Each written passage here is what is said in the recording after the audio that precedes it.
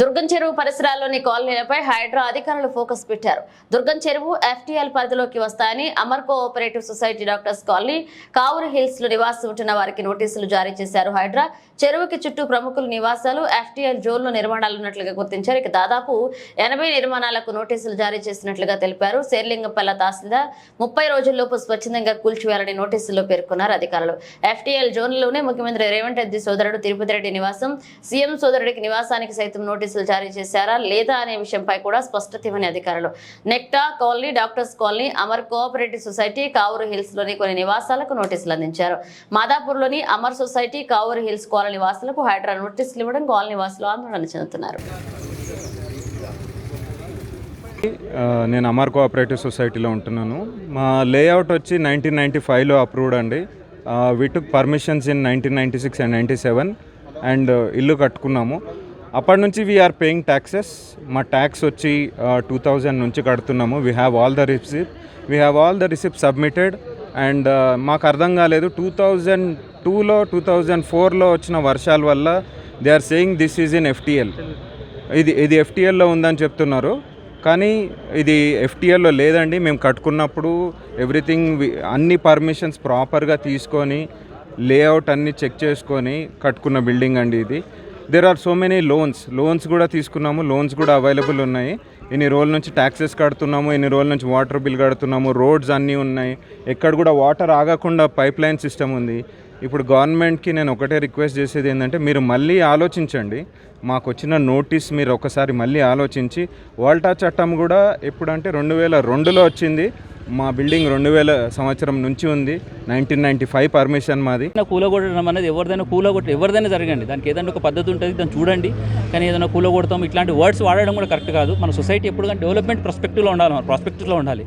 దయచేసి ఇది నా రిక్వెస్ట్ అండి. అంటే ఇక్కడ డైవర్జన్ ఆఫ్ సీవేజెస్ ఉంది ఇక్కడ, ప్లస్ ఇక్కడ లేక్ క్లీనింగ్ యాక్టివిటీ నడుస్తుంది. ఇక్కడ walking track and cycling tracks పెట్టారు. ఇక్కడ ఎంట్రన్స్ ప్లాజాస్ క్లియర్గా పెట్టినారు. అండ్ మెయిన్ ట్యాంక్ బండ్ కూడా వీళ్ళు క్లియర్గా కట్టారు. ట్యాంక్ బండి కట్టిన దాని తర్వాత నిమజ్జనం కుంట కూడా ఒకటి కట్టారు ఇక్కడ ఇవన్నీ ఉన్నాయి. ఇవన్నీ వీటితో పాటుగా మనం లేకుండా డెవలప్ చేసుకుంటున్నాము. లేకుండా డెవలప్ చేసుకుంటే మీరు ఇక్కడ దీన్ని అనవసరంగా వీళ్ళని డెమాలిషన్, హెరాస్మెంట్స్ అన్ని చేయకండి. ఓకే, వీళ్ళు క్లియర్గా ట్యాక్సీలు కడుతున్నారు, పర్మిషన్ కాపీస్ ఉన్నాయి వీళ్ళందరికీ అని చెప్పి వాళ్ళు క్లియర్గా రిపోర్ట్లు ఇచ్చినారండి. రిపోర్ట్లు ఇది 2022లో ఇది రిపోర్ట్ క్లియర్గా ఇది వచ్చింది. పబ్లిక్ డొమైన్లో కూడా ఉంది, మీరు చూడవచ్చు. ఇది రిపోర్ట్ వచ్చిన తర్వాత దాని తర్వాత ఇప్పుడు మీకు కొన్ని ఎవిడెన్సెస్ ఏంటంటే, ఇక మన క్లియర్గా మనకి ఇంకా ఏదైనా కాలనీలో ఉందో లేదో తెలియదు, కానీ ఇప్పుడు మీరు చూడండి మన క్లియర్గా ఎస్టీపీస్ ఉన్నాయి. ఇక్కడ డ్రైనేజ్ వ్యవస్థకు 3 ఎకరాల డ్రైనేజ్ వ్యవస్థ ఉంది.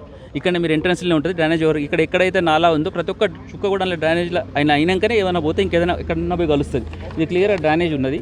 అండ్ దాంతో పాటుగా ఇక్కడ మీరు చూడొచ్చు, 30 మీటర్స్ ఇక్కడనే ఉంది.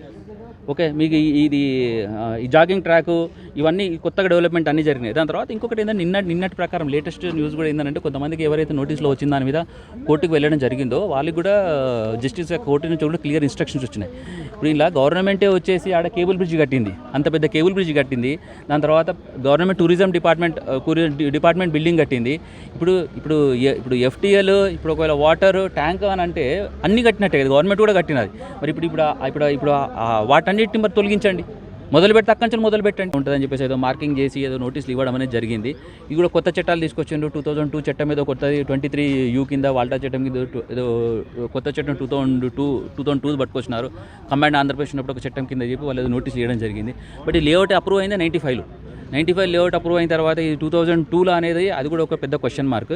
దాని తర్వాత ఏంటంటే ఇప్పుడు ఈ రకంగా ఎఫ్టీఎల్ లేదు ఇవన్నీ నడుస్తున్నప్పుడే గవర్నమెంట్ ఏం చేసిందంటే 2022లో వీళ్ళు ఒక హై పవర్ కమిటీ రిపోర్ట్ వేసింది, ఆఫీసర్స్ కమిటీ రిపోర్ట్ అని చెప్పి ఒకటి వేయడం జరిగిందండి. ఇందులో వచ్చేసి chief city planar, joint additional collector Rangareddy, దాని తర్వాత SC irrigation GHMC, director planning HMDA, SC lakes HMDA అని చెప్పేసి వీళ్ళు ఒక హై పవర్ కమిటీ కింద కూడా వీళ్ళు నిజ నిర్ధారణ చేయండి, అసలు ఏంటి ఇక్కడ వాస్తవ పరిస్థితులు ఏమున్నాయి, ఈ సొసైటీ ఎప్పుడు ఫామ్ అయింది, ఏందున్నాయి, ఇలా ఎవిడెన్సెస్ ఏంటని చెప్పి వాళ్ళకి ఇస్తే వీళ్ళు కూడా 2-3 సార్లు వీళ్ళ మీటింగ్స్ జరిగినాయి. రిపోర్ట్ క్లియర్గా అంతా మెన్షన్ అయ్యింది. 2-3 సార్లు వీళ్ళు మీటింగ్లో వచ్చి వీళ్ళన్నీ వెరిఫై చేసి ఇక్కడ వచ్చి వెరిఫై చేసిన తర్వాత ఈ అమర్ కోఆపరేటివ్ సొసైటీ అనేది వెరీ క్లియర్గా లేక్కి అప్పర్ సైడ్లో ఉన్నది. ఓకే, ఇది ఎటువంటిది ఏంటంటే ఇది నా సిక్కం భూమి కాదు, ఇది లేకపోతే ఇది కాదు, ఇది పట్టా ల్యాండ్. ఇది గత 1959 నుంచి ఇది పట్టా ల్యాండ్. 1959లో కర్నల్ గారు అమ్మారు. 1989 నుంచి మనకు అప్పటి నుంచి లింక్ డాక్యుమెంట్స్ ఉన్నాయి. ఇవన్నీ పట్టా ల్యాండ్, ప్యూర్ పట్టా ల్యాండ్. ఈ పట్టా ల్యాండ్లో అసలు ఇటువంటిది ఎందుకు జరిగింది అని చెప్పేసి వాళ్ళు క్లియర్గా రిపోర్ట్ ఇచ్చి వాళ్ళు కంక్లూడ్ చేశారు ఏంటంటే వాళ్ళు ఇది ఎఫ్టీఎల్లో ఉంది అన్ని రకాలుగా రాశారు. ఎఫ్టీఎల్, ట్యాంకు, ఏమేమో పదాలన్నీ వాడేశారు, ఏదని స్పెసిఫిక్గా చెప్పలేదు. సో ఇది ఎందుకు వస్తుంది, అన్ని పర్మిషన్లు వచ్చినాయి కదా. ఇప్పుడు వచ్చి 30 ఇయర్స్ నుంచి కాలనీ ఎగ్జిస్టింగ్ ఉంది, 34 ఇయర్స్ నుంచి. ఇప్పుడు వచ్చి మీరు చెప్పడం ఎలా అవుతుంది? You are all residing comfortable. ఇల్లు కట్టుకోవడం కూడా కావూరి హిల్స్లో 100కు పైన ప్లాట్లు ఉన్నాయి, కానీ 10-12కి వచ్చినట్లున్నాయి. మరి రీజన్స్ ఏముంది, ఎలా వచ్చాయి? మా కాలనీ వచ్చిన తర్వాత కట్టినవన్నీ అలాగే ఉన్నాయి, వాటికి ఈ క్వశ్చన్ లేదు. అసలు దీనికి కూడా ఎలా వస్తున్నాయి? పర్మిషన్లు ఇచ్చింది వీళ్ళే కదా. సో అందువల్ల అది 91లో అప్రూవ్ అయింది హుడా లేఅవుట్. అది vice president of HUDA signed it, vice chairman. Sir retired professor of JNTU. నాకు 93లో కొనుక్కున్నాము.